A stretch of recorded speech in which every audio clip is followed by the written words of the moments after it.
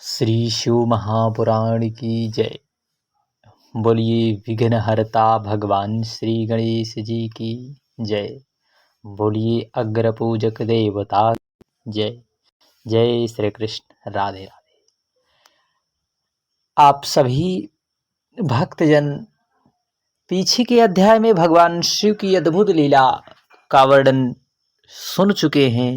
आज आगे की कथा में हम सभी भगवान शिव के द्वारा किस प्रकार शंखचूर्ण का वध हुआ और भगवान श्री हरि ने किस प्रकार एक वृद्ध ब्राह्मण का रूप धारण कर तुलसी के पास पहुंचते हैं, जो कि शंखचूर्ण की पतिव्रता पत्नी थी। आज वही कथा श्रवण करेंगे। पीछे के अध्याय में आप सभी प्रिय भक्तजनों ने, शिव प्रेमियों ने सुना कि शिव जी द्वारा शंखचूर्ण का किस प्रकार वध हुआ। और यदि आप भगवान शिव की इस अद्भुत लीला का रसास्वादन कर रहे हैं तो निश्चित है आप सभी किसी ना किसी जन्म जन्मांतर में भगवान शिव जी की कृपा अवश्य प्राप्त कर रहे हों थे। और साथ ही साथ आपका भगवान शिव जी से जन्म जन्मांतर का कभी ना किसी जन्म में नाता अवश्य रहा होगा। इसलिए यह अद्भुत कथा भगवान शिव जी की महिमा का वर्णन हम सभी श्रोता सुन रहे हैं। व्यास जी बोले, हे मुनि, विष्णु जी ने तुलसी जी में अपनी शक्ति का आधान कैसे किया, यह मुझसे कहिए। तब सनत कुमार जी बोले, देवताओं का कार्य करने के लिए नारायण ने शंखचूर्ण का स्वरूप धारण कर लिया और तुलसी जी के साथ रमण करने लगे।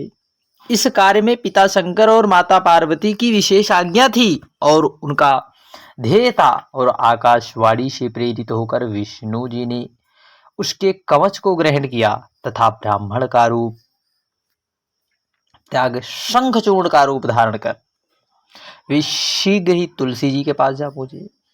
तुलसी जी के द्वार पर पहुंचकर दुदुम्भी का शब्द कराया गया और उस शब्द से उस सुंदरी को समझाया गया, जिससे वह अति आनंद हो झरोखे से देखने लगी और शीघ्र ही उसने अपना सुंदर श्रृंगार किया। इतने में शंखचूर्ण का रूप बनाए रथ से उतरकर भगवान विष्णु तुलसी जी के भवन में जा पहुंचे। तब इस प्रकार अपने स्वामी को आया हुआ देखकर तुलसी बहुत प्रसन्न हुई और पति के चरणों को धोकर प्रणाम कर रोने लगी। फिर पुनः रत्न सिंहासन पर बैठाकर मंगलाचार कराया और तांबूल दिया। साथ ही कृतज्ञता ज्ञाप करती हुई कटाक्ष सहित युद्ध का समाचार पूछने लगी। शंखचूर्ण रूपी रमापति ने हंसकर अमृत के समान वचनों में युद्ध का सारा समाचार कहे यह बतलाया कि ब्रह्मा जी ने हमारे और शंकर के बीच में संधि करा दी है, इसलिए मैं अपने घर चला आया और भगवान देव देवेश्वर महादेव शिव जी अपने लोक को चले गए हैं। सबको स्वस्थता प्राप्त हुई है और उपद्रव शांत हो गया है। तथा उनके उस रमण को देखकर तुलसी जी को भ्रम हुआ और वह तर्क करने लगी। उसने विष्णु जी से पूछा, अरे तू कौन है? सत्य कह, तूने माया से मुझे क्यों भोगा है? मेरा सतीत्व धर्म क्यों दूर किया है? मैं तुम्हें श्राप देती हूँ। तुलसी के श्राप के भय से विष्णु जी अपनी सुंदर मूर्ति बना ली, परंतु तुलसी ने वह रूप देख चिन्हों से उनको विष्णु जी जाना और वह अपना पतिव्रत भंग हुआ जान क्रोधित हो गई। उसके क्रोध की सीमा भी ना रही। तब तुलसी ने कहा, विष्णु, तुम्हें दया नहीं है? तुम्हारा मन पाषाण के समान है। तुमने मेरे सतीत्व धर्म को भंग कर मेरे स्वामी का वध कराया है। तुम बड़े ही धर्महीन हो। अतएव मैं तुम्हें श्राप देती हूं कि तुम पत्थर के हो जाओ। तुम्हें दया सागर कहना व्यर्थ है। तुमने दूसरों के लिए एक निरपराध भक्त को क्यों मारा है? ऐसा कहकर शंखचूर्ण की प्राण प्रिया सती तुलसी अत्यंत विलाप करने लगी। उसके विलाप को देखकर भगवान श्री हरि भक्तवत्सल शंकर जी का स्मरण किया। तब शंकर जी शीघ्र ही वहां पर पहुंच हो गए, प्रकट हो गए।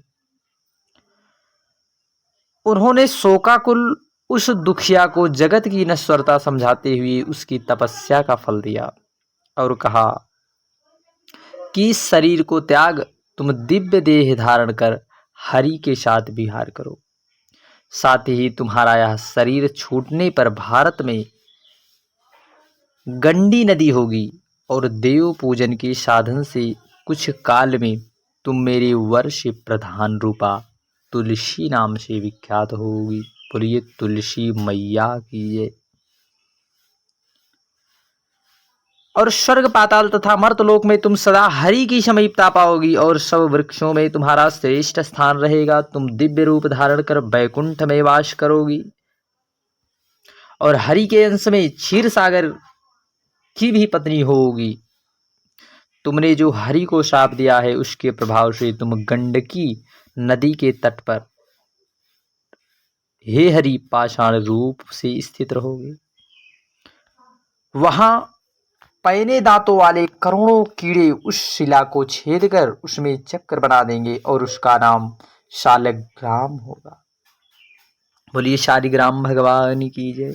इस प्रकार शालिग्राम शिला से तुम्हारा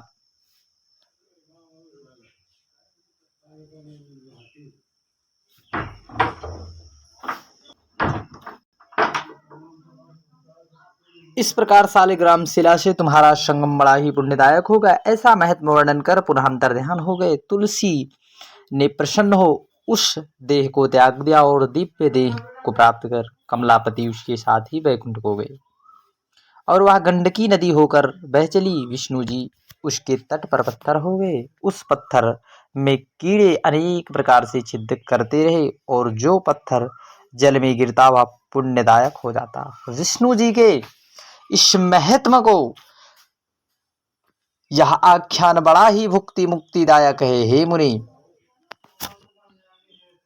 यह सब तो मैंने तुमसे कह सुनाया, अब आगे क्या सुनने की इच्छा है?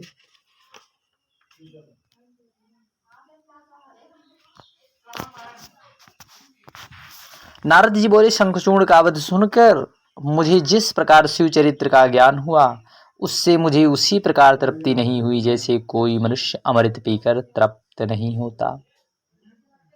अतएव हे ब्राह्मण, उन महान शिव जी के चरित्र और भक्तों के आश्रित उनकी सुखदायिनी लीला को आप मुझसे और कहिए, क्योंकि मेरा मन व्याकुल हो रहा है। जिस प्रकार प्यासा पानी को पीता चला जाता है, उसे ज्ञात भी नहीं रहता कि मेरा मन तृप्त हुआ या नहीं, उसी प्रकार मैं भगवान शिव की कथा सुनना चाहता हूं। मुझे तृप्तता नहीं मिल रही है, मेरा मन शांत नहीं हो रहा। तब ब्रह्मा जी बोले, जलंधर का वध सुनकर सत्यवती के पुत्र व्यास जी भी ब्रह्मपुत्र मुनीश्वर से यही बात पूछने लगे। तब सत्यवती पुत्र व्यास जी से सनत कुमार जी कहने लगे, हे व्यास जी, अब मंगलदायक शंकर के उस चरित्र को सुनो जिसमें अंधकासुर दैत्य ने शंकर जी की गणपत्य को अर्थात गणपत्य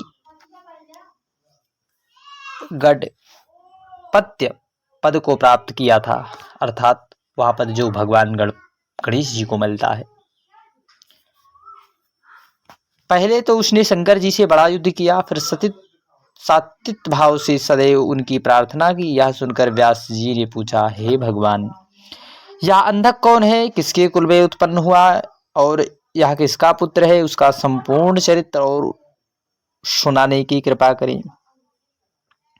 वह अंधक तो बड़ा धन्य था जो गणेश्वर हुआ। ब्रह्मा जी बोले, व्यास जी के यह वचन सुनकर ब्रह्मपुत्र सनत कुमार जी महेश्वर का यह सब चरित्र शुक के पिता को सुनाते हुए कहने लगे।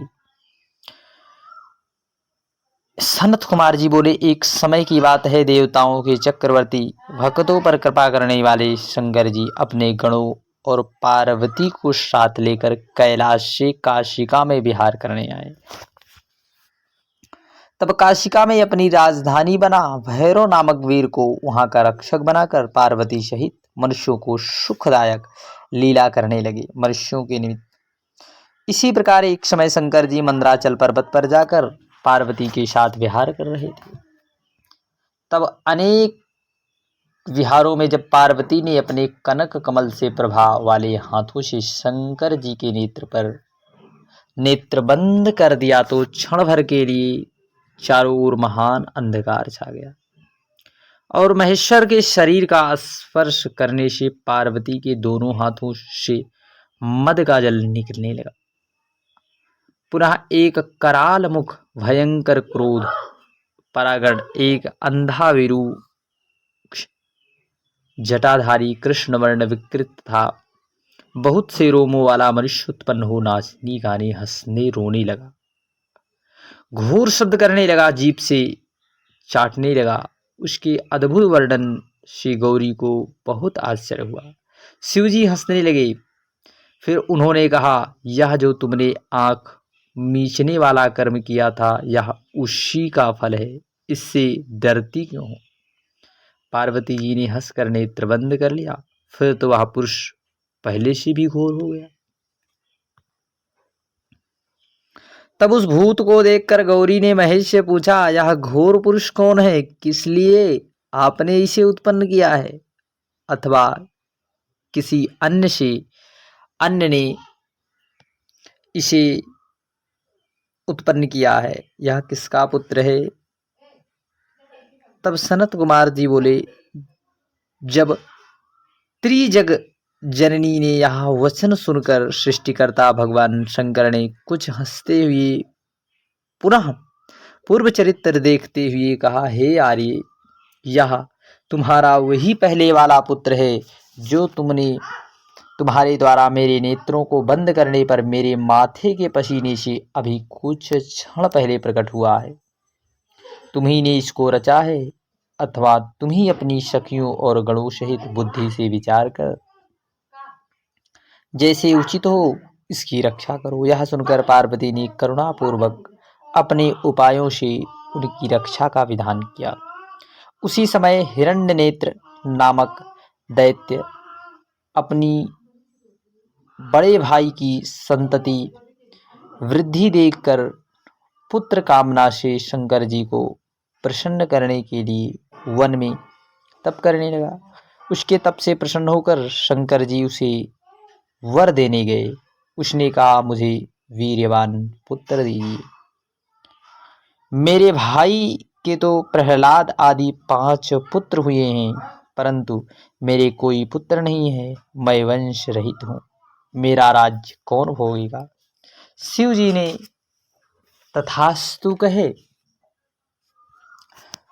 उसे पुत्र प्राप्ति का वर दे दिया और कहा, मेरा अंधक नामक पुत्र तेरे ही समान बलवान है। तू सारा दुख भूल उसी पुत्र को मुझसे मांग ले। उस दैत्य ने शिव पार्वती की प्रदक्षिणा कर उस पुत्र को प्राप्त किया और शिव जी अंतर्ध्यान हो अपने स्थान को चले गए। हिरण्यनेत्र उस पुत्र को साथ ले अपने घर चला गया। उसके पश्चात उसने देवता, पृथ्वी तथा पातालवासियों को जीतकर अपने देश में मिला लिया। फिर तो दैत्यों के राजा हिरण्याक्ष के आतंक से देवता व्याकुल हो गए और उन्होंने सर्वात्मा यज्ञ में कराल वराह रूप प्रधान विष्णु जी की आराधना कर उन्हें पाताल भेजा। उन्होंने वहां जाकर अपनी घोर दाढ़ों के प्रहार से निशाचरों की सेना को मथ कर सुदर्शन चक्र से हिरण्याक्ष का सिर काट दिया। बोलिए भगवान